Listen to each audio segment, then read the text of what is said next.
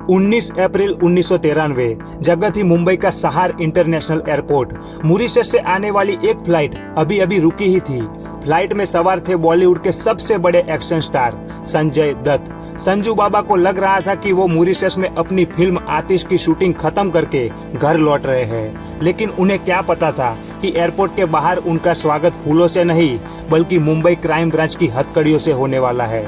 और इसी एक अरेस्ट ने बॉलीवुड की सबसे चर्चित प्रेम कहानी को हमेशा हमेशा के लिए दफन कर दिया। एक ऐसी कहानी जिसमें शादी के वादे थे, गहरी मोहब्बत थी, लेकिन आखिर में मिला तो सिर्फ एक दर्दनाक ब्रेकअप। जी हाँ दोस्तों, ये कहानी शुरू होती है 1990 के दौर में।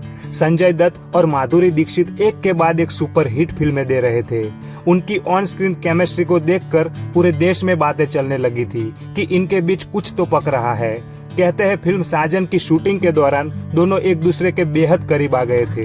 संजय दत्त उस वक्त अपनी पहली पत्नी ऋचा शर्मा के कैंसर के इलाज के सिलसिले में बहुत परेशान रहते थे। ऐसे में माधुरी ने उन्हें एक दोस्त की तरह सहारा दिया। धीरे धीरे ये दोस्ती प्यार में बदल गई।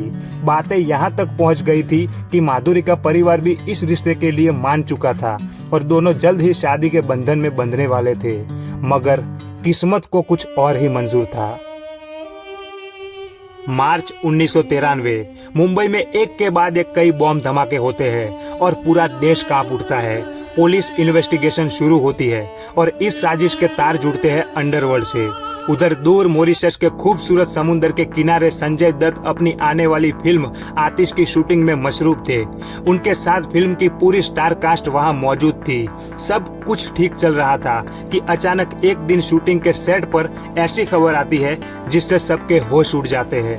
मुंबई पुलिस के मुताबिक धमाकों में इस्तेमाल हुए हथियारों का एक हिस्सा संजय दत्त के घर से मिला था। संजू बाबा के पैरों तले जमीन खिसक जाती है। उन्हें समझ नहीं आ रहा था कि वो क्या करे। उन्होंने फौरन अपनी शूटिंग बीच में ही छोड़ी और अगली ही फ्लाइट पकड़ ली मुंबई के लिए।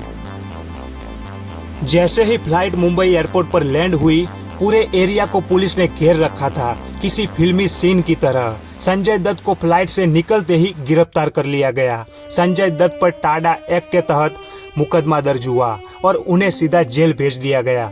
जेल की उन काली दीवारों के पीछे संजय दत्त बिल्कुल अकेले पड़ गए थे, लेकिन उन्हें उम्मीद थी कि उनकी मोहब्बत यानी माधुरी दीक्षित उनका साथ कभी नहीं छोड़ेगी। कहते हैं संजय दत्त ने जेल से माधुरी दीक्षित को कई खत लिखे, मगर दूसरी तरफ डर और मीडिया के दबाव की वजह से माधुरी के परिवार ने एक बड़ा फैसला लिया। माधुरी ने खुद को इस पूरी कंट्रोवर्सी से दूर कर लिया। उन्होंने एक प्रेस कॉन्फ्रेंस में यहाँ तक कह दिया था कि वो संजय दत्त को सिर्फ एक को स्टार के रूप में जानती है। उनके बीच में कोई रिश्ता नहीं था। जब ये खबर जेल में बैठे संजय दत्त तक पहुंची तो वो अंदर से पूरी तरह टूट चुके थे। इस एक अरेस्ट ने न सिर्फ संजय दत्त का करियर बदल दिया, बल्कि बॉलीवुड की सबसे रोमांटिक प्रेम कहानी पर हमेशा के लिए फुल स्टॉप लगा दिया। बाद में दोनों अपनी अपनी जिंदगी में आगे बढ़ गए।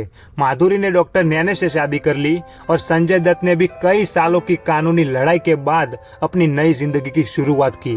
लेकिन 90s का ये किस्सा आज भी बॉलीवुड के पन्नों में एक दर्दनाक अधूरी कहानी बनकर दर्ज है।